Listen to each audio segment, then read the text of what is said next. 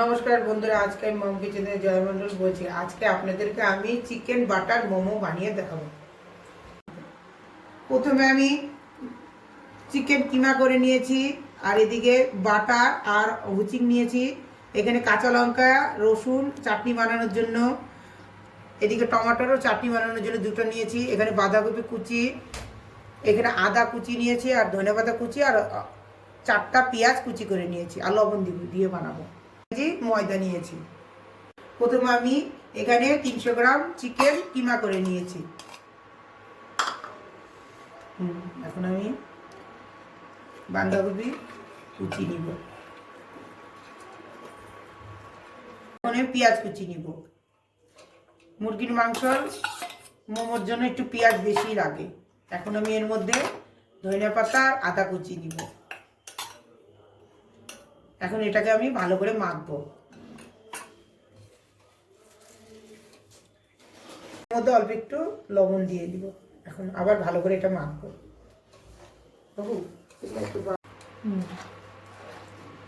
এখন এর মধ্যে আমি বাটার আর হুচিংটা দিয়ে আবার ভালো করে মাখবো।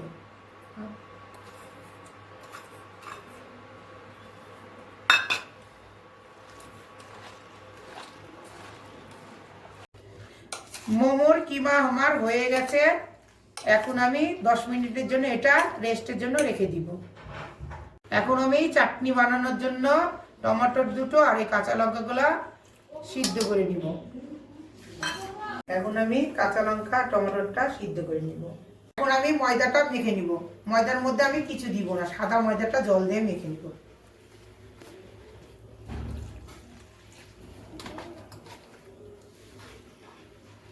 টমেটো আর লঙ্কা সিদ্ধ হয়ে গেছে, আমি বের করে নিব।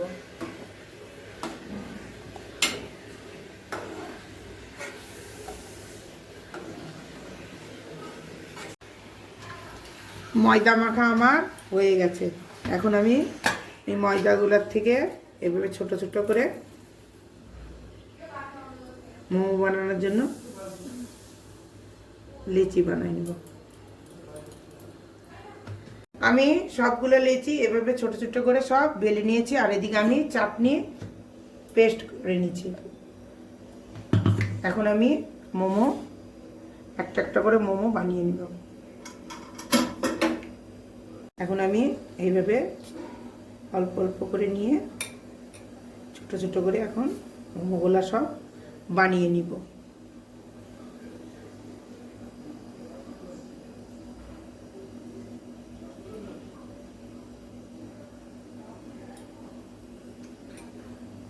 আর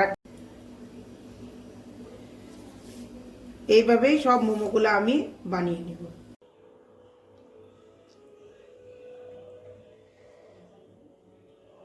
হয়ে গেছে আমার এই 2 ডিশ। এই ছোট ছোট 2 ডিশে আমার 40টা মোমো হয়, 20টা এখানে 20টা এখানে। এটা আমি 13 বছর আগে যখন আমি প্রথম মোমো বানানো শিখেছিলাম তখন আমি এটা কিনেছিলাম। এখন আমরা সবাই ভালোবাসি, তাই বড় মোমো ডিশ আছে আমার আরেকটা। এখন আমি মোমোগুলো সব সিদ্ধ করব। মুরগির মাংস তো একটু 20 মিনিটের মতন আমি সিদ্ধ করে নিব। আধা ঘন্টা হয়ে গেছে। এখন আমি মোমো ডিশটা উঠাই দেখবো। মোমো হয়ে গেছে। মোমো আমার হয়ে গেছে। দেখুন চিকেন মোমোটা কি সুন্দর হয়েছে, জুসি। আমার ভিডিওটা পছন্দ হলে লাইক, শেয়ার, সাবস্ক্রাইব করবেন।